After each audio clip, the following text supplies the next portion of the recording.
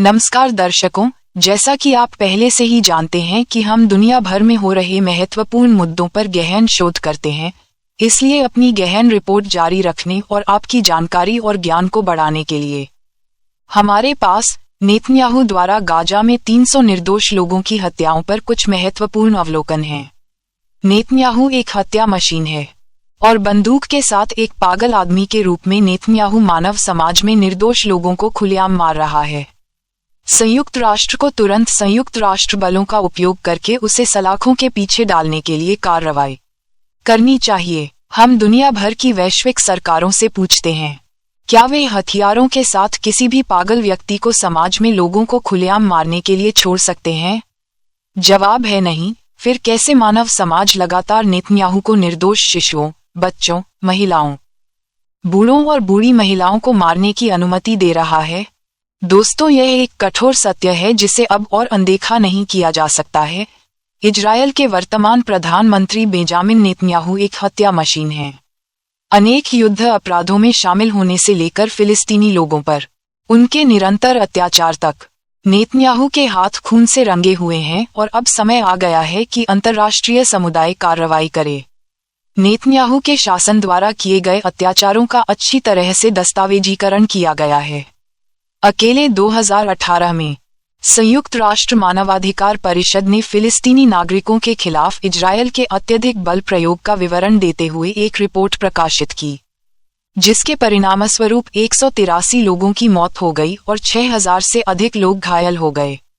Report में बच्चों, पत्रकारों और चिकित्सकों को जानबूझकर निशाना बनाने पर भी प्रकाश डाला गया, जो अंतर्राष्ट्रीय कानून का स्पष्ट उल्लंघन है। फिर भी इन जघन्य कृत्यों के बावजूद नेतन्याहू को दंड से मुक्ति मिल रही है। उन्होंने जवाबदेही के लिए अंतर्राष्ट्रीय आह्वानों की अवहेलना की है और यहाँ तक कि कुछ विश्व नेताओं द्वारा उनके मजबूत नेतृत्व के लिए उनकी प्रशंसा भी की गई है।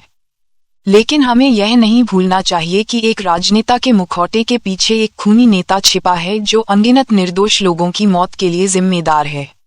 अब समय आ गया है कि संयुक्त राष्ट्र आगे आए और मानवाधिकारों की रक्षा के लिए अपना कर्तव्य पूरा करे। संयुक्त राष्ट्र की स्थापना अंतर्राष्ट्रीय शांति और सुरक्षा बनाए रखने, सामाजिक प्रगति को बढ़ावा देने और मानवाधिकारों की रक्षा करने के सिद्धांतों पर की गई थी। अब समय आ गया है कि इन सिद्धांतों को अमल में लाया जाए और नेतन्याहू को अपने कार्यों के परिणामों का सामना करना पड़े। लेकिन संयुक्त राष्ट्र को अभी कार्रवाई क्यों करनी चाहिए? इसका उत्तर सरल है, क्योंकि निर्दोष लोगों की जान दांव पर लगी है। हवाई हमलों, घरों को ध्वस्त करने और अवैध बस्तियों की लगातार बौछार ने फिलिस्तीनियों को लगातार भय और निराशा की स्थिति में डाल दिया है। परिवार बिखर गए हैं, बच्चे अनाथ हो गए हैं और पूरे समुदाय को तंग दरिद्र परिस्थितियों में रहने के लिए मजबूर होना पड़ा है। अंतर्राष्ट्रीय समुदाय के रुख अपनाने से पहले फिलिस्तीनी लोगों को और कितना खून खराबा और पीड़ा सहनी होगी? कुछ लोग तर्क दे सकते हैं कि इजरायल पर प्रतिबंध लगाने या नेतन्याहू को जवाबदेह ठहराने से क्षेत्र में शांति नहीं आएगी। लेकिन सच्चाई ये है कि जब तक नेतन्याहू और उनका शासन अपने दमनकारी कार्यों को जारी रखने के लिए स्वतंत्र हैं, तब तक शांति प्राप्त नहीं हो सकती। हम फिलिस्तीनी लोगों से शांति वार्ता में शामिल होने की उम्मीद कैसे कर सकते हैं जब वे लगातार हिंसा और विस्थापन के खतरे में जी रहे हैं? संयुक्त राष्ट्र के लिए ये दिखाने का समय आ गया है कि वह न्याय और मानवाधिकारों के लिए खड़ा है। अंतर्राष्ट्रीय समुदाय अब नेतन्याहू के अपराधों पर आंखें मूंद कर नहीं रह सकता। अब समय आ गया है कि उसे जवाबदेह ठहराया जाए और उसके कार्यों के परिणामों का सामना करना पड़े। नेतन्याहू को सलाखों के पीछे डालने से न केवल फिलिस्तीनी लोगों को न्याय की भावना मिलेगी, बल्कि यह अन्य विश्व नेताओं को भी एक कड़ा संदेश देगा कि युद्ध अपराधों के लिए दंड से मुक्ति बर्दाश्त नहीं की जाएगी। यह एक सच्ची शांति प्रक्रिया के लिए भी द्वार खोलेगा, जो समानता और मानवाधिकारों के सम्मान पर आधारित होगी। अंत में, अब समय आ गया है कि संयुक्त राष्ट्र दृढ़ता से कार्य करे और नेतन्याहू के आतंक के शासन को समाप्त करे। जब निर्दोष लोगों की जान ली जा रही हो और मानवाधिकारों का उल्लंघन किया जा रहा हो, तो हम चुपचाप नहीं बैठ सकते। कार्रवाई का समय अभी है, इससे पहले कि बहुत देर हो जाए। दुनिया देख रही है और इतिहास हमारे कार्यों का न्याय करेगा।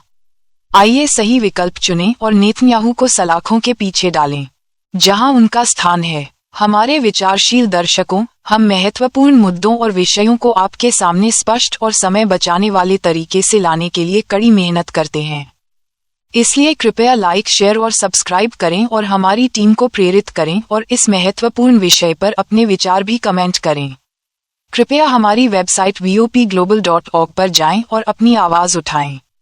साथ ही हमारी वेबसाइट पर उपलब्ध अपना वॉलंटियर प्रेस कार्ड डाउनलोड करके हमारे साथ जुड़ें और अपने विचार और समाचार साझा करें। Team digital media, voice of the people international.